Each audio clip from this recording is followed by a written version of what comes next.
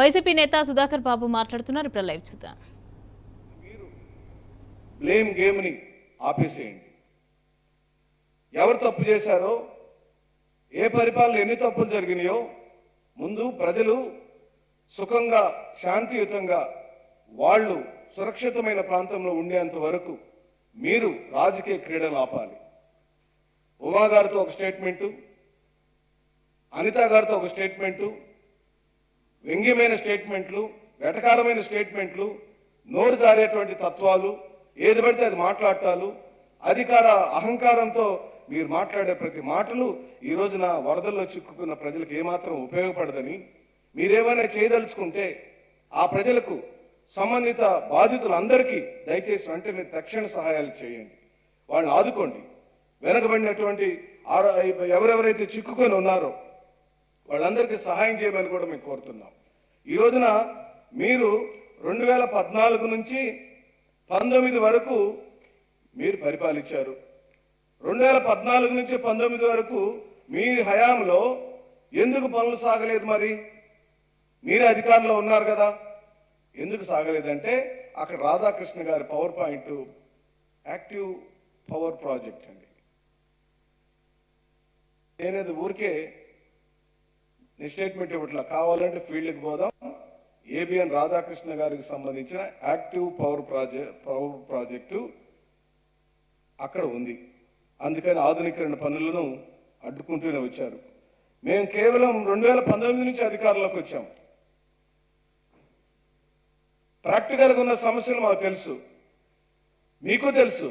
కానీ వాటిని మభ్యపెట్టి ఈ రోజున గుడ్డ కాల్చి ఎత్తినేసే కార్యక్రమం జరుగుతుందని, ఈ రోజున మాకు చిత్తశుద్ధి ఉంది. మేము ప్రజలకు సేవ చేసే విషయంలో, ప్రజలకు మీరేదైనా మేలు చేస్తుంటే, నిజంగానే సహాయక చర్యలలో మీరు చురుగ్గా ఉంటే మేము ఈ రోజున పదే ప్రెస్ మీట్లు పెట్టి మిమ్మల్ని మాట్లాడాల్సిన అవసరం లేదు. మీరు పని చేయమని కోరుతున్నాం. పబ్లిసిటీ పిచ్చను ఆపి, పొగిడించుకునే కార్యక్రమం ఆపి, నష్టపోయిన ప్రజలకు నష్ట నివారణ చర్యలను చేపట్టమని, అసలు ఎంతమంది చనిపోయారో సంఖ్యని చెప్పమని, చనిపోయిన మృతదేహాలకు దహన సంస్కారాలని నిర్వహించమని, ఆ చనిపోయిన కుటుంబాలకు ఆర్థిక సహాయాన్ని అందించమని మేము వైఎస్ఆర్సీపీ పార్టీ తరఫు నుంచి మిమ్మల్ని కోరుకుంటూ, అలాగనే ఎంతమంది చావుకు మీరు కారకులు, గోదావరి పుష్కరాలప్పుడు మీరే కారకులు. మళ్ళీ ఈ రోజున మీ పరిపాలన వైఫల్యం వల్ల జరిగిన ఈ పొరపాటుకు రాష్ట్ర ప్రజలకు క్షమాపణ చెప్పి, అలాగని మీరే ముఖ్యమంత్రి, మీరే నిర్వహణ, మీరే నాయకత్వం వహిస్తున్నారు, మీ చేతిలోనే పవరుంది. ప్రతిపక్ష నాయకుడి మీద దుమ్మెత్తిపోయటం వల్ల ఏ ఉపయోగం లేదు. ప్రతిపక్ష నాయకుడి యొక్క వ్యక్తిగత హననం, ఆయన వ్యక్తిత్వ హననం చేయటం వల్ల మీకు ఏ ఉపయోగం లేదు. మీరు ఎలాగో మా మీద దాడులు చేయటం ప్రారంభించారు, మా నాయకులను అరెస్ట్ చేయటం ప్రారంభించారు. కేవలం ఇది పబ్లిసిటీ అంటే మీరు రాష్ట్ర ప్రజలు ఎక్కడ ఈ విజయవాడలో జరిగిన దారుణమైన మరణాలకు కారకులు మీరే అని గుర్తిస్తారోనని ప్రజల యొక్క దృష్టిని మార్చడానికి మీరు నిన్న నందిగం సురేష్ గారిని అరెస్ట్ చేశారు. ఆ విధమైన రాజకీయ కక్షని మీరు తీర్చుకుంటున్నారు. అయినప్పటికీ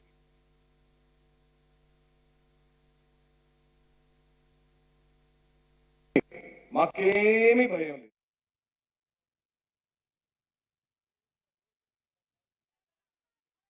మీరు రాసుకోవచ్చు, మీరు ఆనందపడవచ్చు, మీ యూట్యూబ్ ఛానల్లో చెప్పుకోవచ్చు. అసహ్యమైన కార్యక్రమం ఏంటంటే అండి, టెలివిజన్ ఛానల్స్లో కూర్చున్న యాంకర్స్గా వ్యవహరించే యాంకర్స్ కూడా జగన్మోహన్ రెడ్డి గారి గురించి మాట్లాడుతున్నారండి. వాళ్ళు రాజకీయ నాయకులు, మరి టెలివిజన్లో పనిచేసే ఉద్యోగస్తులు అసలు ఉద్యోగం చేస్తున్నారా లేకపోతే టీడీపీ కార్యకర్తల పాత్ర పోషిస్తున్నారో మాకు అర్థం కావటం లేదు, ఈ రాష్ట్ర ప్రజలకు అర్థం కావట్లేదు. వాటి గురించి మనం ప్రజలందరూ కొంచెం తేరుకొని, విజయవాడకు సంబంధించిన ప్రజలందరూ క్షేమంగా ఉండేంత వరకు మనం రాజకీయాలను పక్కన పెట్టి, దయచేసి మీరు అధికారంలో ఉన్నారు, మీరు ముఖ్యమంత్రి స్థానంలో ఉన్నారు, మీకు కావాల్సినంత ప్రచారం జరిగింది, మీరు ముఖ్యమంత్రి అయి ఉన్నారు. ఇప్పుడు ఇంక ప్రచారం అవసరం లేదు. ఎంత ప్రచారం చేసినా ముఖ్యమంత్రికి మించి ఇప్పుడు ఏమవుతారు, రాష్ట్రంలో ఏమీ అవ్వలేరు. కాబట్టి దయచేసి పనిచేయమని, దయచేసి ప్రజలకు నిజమైన సేవ చేయమని, పబ్లిసిటీ స్టంట్లు ఆపమని, మీ వైఫల్యాలను ప్రతిపక్ష పార్టీల మీద రుద్దే కార్యక్రమాన్ని కూడా ఆపమని, దాని మీద కావాలంటే ఈ వరదంతా అయిపోయిన తర్వాత ప్రత్యేకమైన డిబేట్ బుడమేరు మీద కూర్చుందాం. అలాగనే మన కరకట్ట ప్రాంతంలో మీ నివాసానికి నీళ్లు వచ్చే ప్రమాదం ఉంది కాబట్టి బుడమేరు వైపు నీళ్లు ఎందుకు వదిలేరో దాని మీద డిబేట్ చేద్దాం. దాని మీద మనం మాట్లాడుకోవాల్సిందే. మీరు మాత్రం సురక్ష ప్రాంతానికి 31వ తారీఖు వెళ్ళిపోయారు చంద్రబాబు నాయుడు గారు. 31వ తారీఖు ఉదయమే మీరు కలెక్టర్ ఆఫీస్కి వెళ్ళిపోయారు. 31వ తారీఖు ఉదయమే ప్రజలను కూడా అప్రమత్తం చేసి ఉంటే ఇంత నష్టం జరిగి ఉండేది కాదు కదా.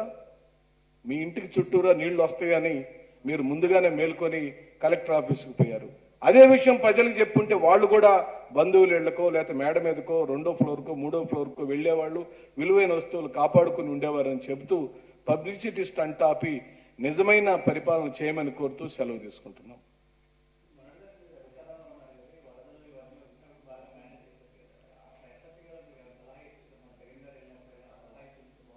ఇప్పుడు చెబుతున్నాగా 7 రోజులు అవుతుంది మిత్రమా.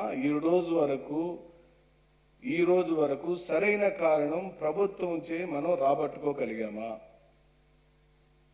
31వ తారీఖు అర్ధరాత్రి నీళ్లు వదులుతున్నామని సంబంధిత డిఈ కలెక్టర్ గారికి ప్రభుత్వానికి సమాచారం ఇచ్చామని